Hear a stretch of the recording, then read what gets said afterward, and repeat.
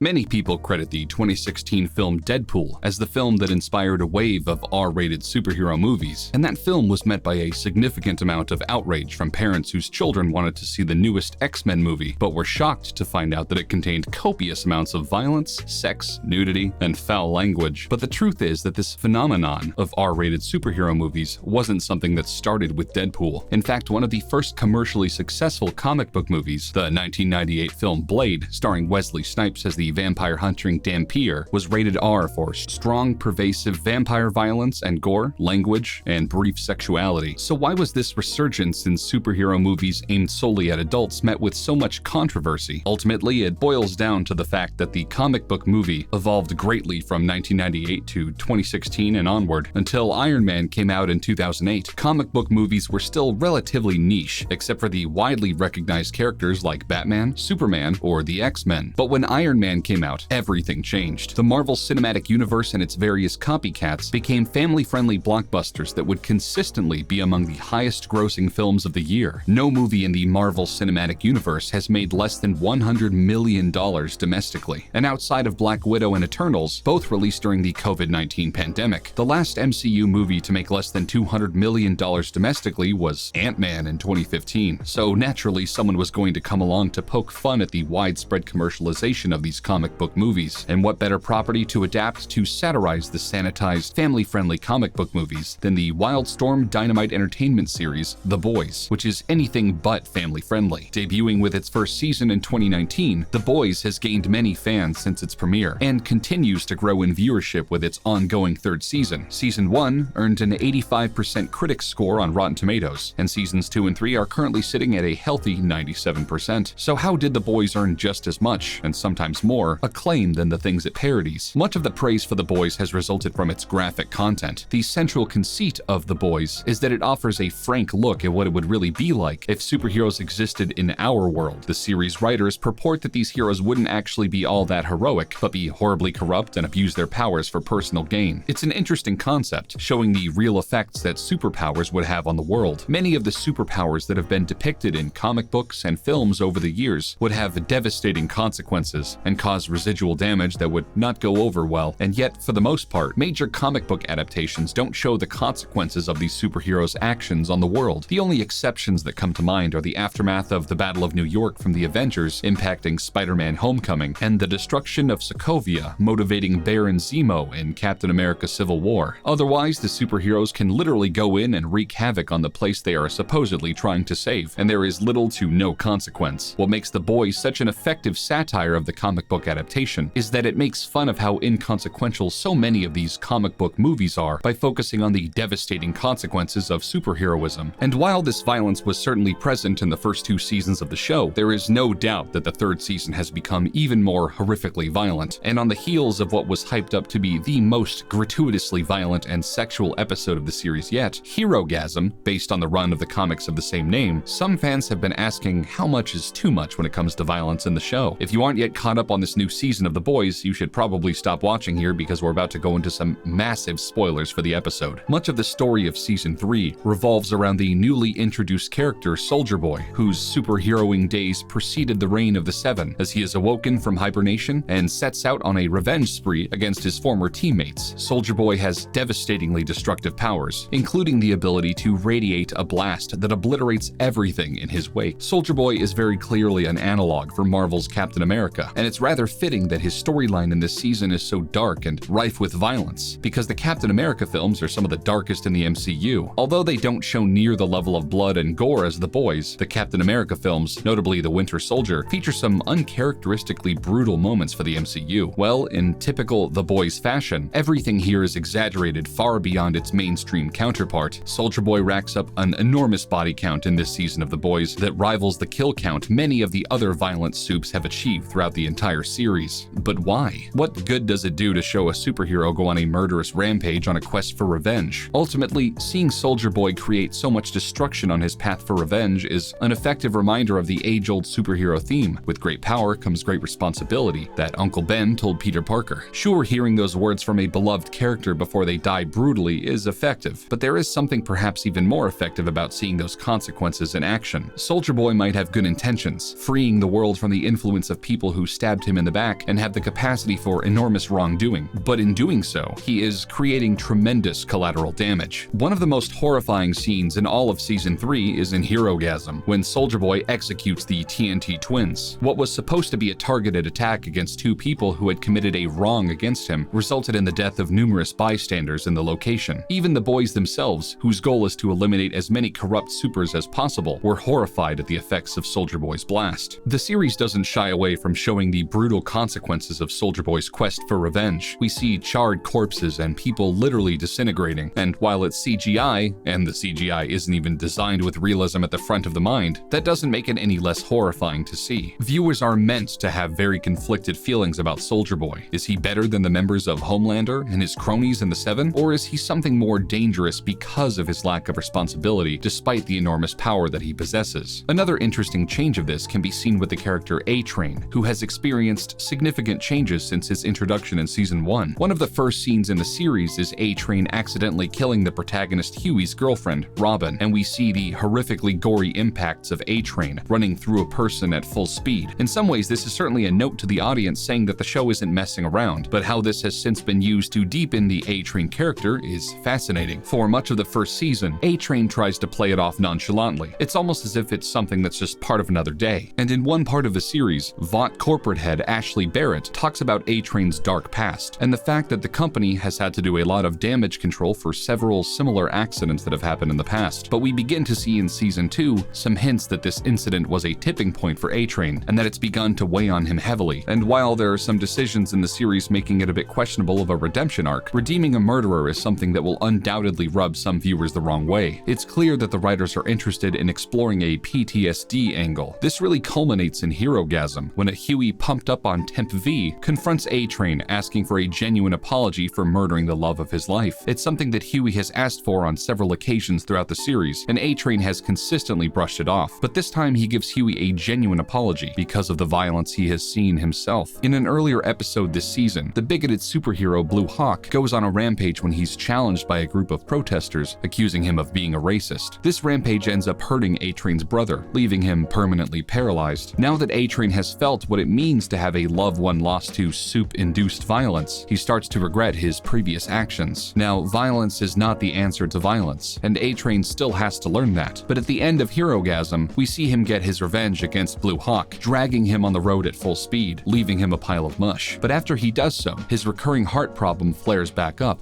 and he collapses. Like Soulja Boy, it's another reminder that with great power comes great responsibility. A-Train tried to go through the motions of getting change through the system, but he was rejected every step of the way. So he resorted to getting a quick resolution to his frustration, and he had to face the consequences as a result. What makes the violence depicted in The Boys work so well is that it does not go unpunished. Yes, it contributes to a feeling of shock value that consistently gets a reaction out of the viewer, but the violence isn't just there because it can be with a more mature rating. The Boys is remarkable because it feels like it has genuine stakes. Sure, other violent R-rated superhero projects like Deadpool are a ton of fun, but what gives The Boys so much heft is that it shows the consequences of this violence and uses it to reinforce this age-old theme in the genre. But what do you think? Is the violence in The Boys gratuitous, or does it serve to reinforce what the series has to say about the corrupting force of power? Tell us in the comments section below, and make sure to like and subscribe. And as always, thanks for watching.